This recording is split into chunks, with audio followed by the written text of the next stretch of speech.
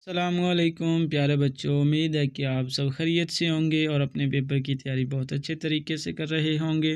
तो बेटा आज की इस वीडियो में आपके साथ फाइनल टर्म का जो है इंग्लिश का बेटा पेपर आपके साथ क्लास 6 का मुकम्मल पेपर बेटा आपके साथ शेयर किया जाएगा, जिसमें आपके पास हिस्सा ऑब्जेक्टिव भी मुकम्मल शेयर किया जाएगा और सब्जेक्टिव भी आपके साथ मुकम्मल जो है वो शेयर किया जाएगा। अगर इंशाल्लाह ये आप पेपर तैयार कर लेते हैं तो आप आसानी के साथ जो है पास हो जाएंगे। ठीक है, तो आपने वीडियो को एंड तक लाजमी देखना है और चैनल को सब्सक्राइब भी करना है ताकि आपको मज़ीद इस तरह की वीडियो आसानी से मिल सकें, और वीडियो को लाइक भी कीजिए। ठीक है, तो आज का आपका पहला क्वेश्चन है, complete the sentence by using possessive pronoun. तो बेटा एक सेंटेंस उन्होंने दिया हुआ है, द बुक इज़, तो इसमें आपने बताना है। तो बेटा इसमें आपका ए जो है माइन करेक्ट आंसर है। क्वेश्चन नंबर 2 बेटा आपके पास choose adjective from of the word magic, तो मैजिक का आपने एडजेक्टिव बताना है। तो इसमें ए जो है आपका मैजिकल, ए जो करेक्ट आंसर है। क्वेश्चन नंबर 3 आपके पास choose the antonym of the underline word. ठीक है, हैप्पी का बेटा आपने इसमें एंटोनिम बताना है, तो हैप्पी का आपके पास सैड जो है ऑप्शन बी आपका करेक्ट आंसर है। क्वेश्चन नंबर आपके पास बेटा 4 है, complete the sentence using the object pronoun the teacher ask dash to solve the question. Question number 4 का आपके पास सी जो है मी जो है आपका बेटा करेक्ट आंसर है। क्वेश्चन नंबर 5 आपके पास है, 5 में बेटा आपने क्या करना है, identify the sentence with the use of abstract noun. तो अब्स्ट्रैक्ट नाउन वाला आपने बेटा सेंटेंस बताना है। तो 5 नंबर का आपके पास बी जो है, I am very impressed by the honesty of the dead boy, तो बी आपका करेक्ट आंसर है। Question number 6, identify the gender of the underline noun the child was playing with toys, तो ये आपने बताना है कि जेंडर कौन सा है। ठीक है, तो चाइल्ड बेसिकली मस्कुलिन जो है आपका ऑप्शन ए जो है बेटा इसमें आपका करेक्ट आंसर है। क्वेश्चन नंबर 7 आपके पास है, complete the sentence using the modal verb of possibility you dash enter the room now. तो क्वेश्चन नंबर 7 का बेटा आपके पास है सी ऑप्शन में। क्वेश्चन नंबर 8 आपके पास choose the sentence with the correct use of comma. तो बेटा इनमें से आपने बताना है कि किस सेंटेंस में कॉमा जो है उसका दुरुस्त इस्तेमाल किया गया है। तो बी जो है इसमें बेटा आई हैड एग्स, ठीक है, टोस्ट और ऑरेंज जूस फॉर ब्रेकफास्ट। इसी तरह बेटा question number 9, identify the correct sentence of simple present tense, simple present tense.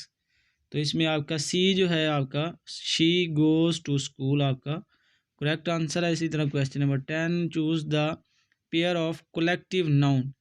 तो कलेक्टिव नाउन का पेयर आपने बताना है, तो डी ऑप्शन आपका टीम क्रीव जो है आपका डी ऑप्शन करेक्ट आंसर है। इसी तरह क्वेश्चन नंबर 11 आपके पास है, आइडेंटिफाई द हेल्पिंग वर्ब। तो ये एक सेंटेंस दिया गया, उसमें आपने वर्ब को आइडेंटिफाई करना है। Rashid has suffered a lot because of a clumsiness. ठीक है, तो इसमें जो आपका 11 है, 11 का आपके पास ऑप्शन बी जो है बेटा हैज़ जो है इसमें करेक्ट आंसर है। Question number 12, identify the sentence of simple future tense.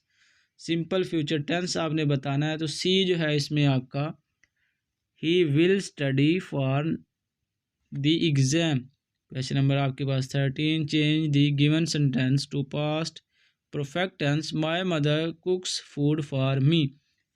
तो 13 का आपके पास बी जो है my mother had cooked food for me जो है इसमें आपका करेक्ट आंसर है। इसी तरह क्वेश्चन नंबर 14 आपके पास, complete the sentence with reflexive pronoun. ठीक है, Jameel hurt dash while playing, ठीक है, सीजर। तो आपका क्वेश्चन नंबर 14 का जो आंसर है वो ए आंसर आपका हिम सेल्फ इसमें करेक्ट आंसर है। Question number 15, select the correct binomial pair. तो 15 का आपके पास बी जो है आपका her and here and there जो है आपका करेक्ट आंसर। क्वेश्चन नंबर आपके पास 16 है, identify the set of concrete noun. तो 16 का आपके पास D option clock table pizza जो है इसमें आपका करेक्ट आंसर है। क्वेश्चन नंबर आपके पास 17 है, choose the sentence with CVO pattern. तो इसमें जो आपका करेक्ट आंसर है वो आंसर ए जो है आपका करेक्ट आंसर है। The children played cricket. इसी तरह क्वेश्चन नंबर 18 आपके पास है, identify an example of post modifier. तो 18 का आपके पास ए जो है इसमें, the man in the red shirt is my brother, आपका इसमें करेक्ट आंसर है।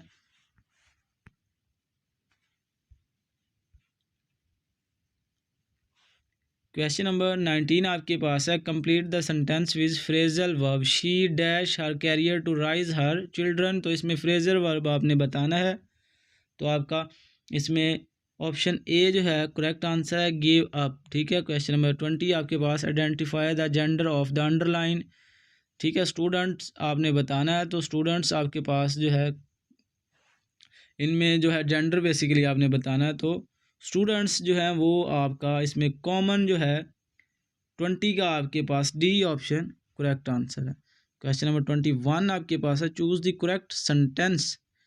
ठीक है, करेक्ट यूज़ ऑफ कॉमा आपने फिर बताना है। तो यूज़ ऑफ कॉमा 21 का जो ए जो है आपका, outdoor games are cricket comma football comma hockey and polo जो है इसमें आपका करेक्ट आंसर। इसी तरह क्वेश्चन नंबर 20 है, change the sentence into past perfect tense.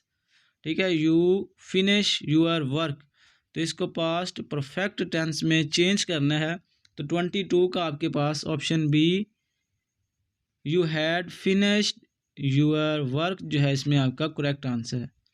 Question number 23 आपके पास है, identify the degree of adjective of the underline word hotter की आपने बेसिकली डिग्री बतानी है। तो कौन सी डिग्री है? तो इसमें आपका ऑप्शन बी जो है कंपैरेटिव आपका करेक्ट आंसर है। Question number 24, identify the types of figurative language use in the sentence. ठीक है, तो ये एक सेंटेंस बेटा दिया गया है, इसमें कौन सी लैंग्वेज यूज़ हुई है वो आपने बताना है। तो 24 का बेटा आपके पास ऑप्शन डी जो है एनामोटोफोमिया जो है आपका इसमें बेटा करेक्ट आंसर है।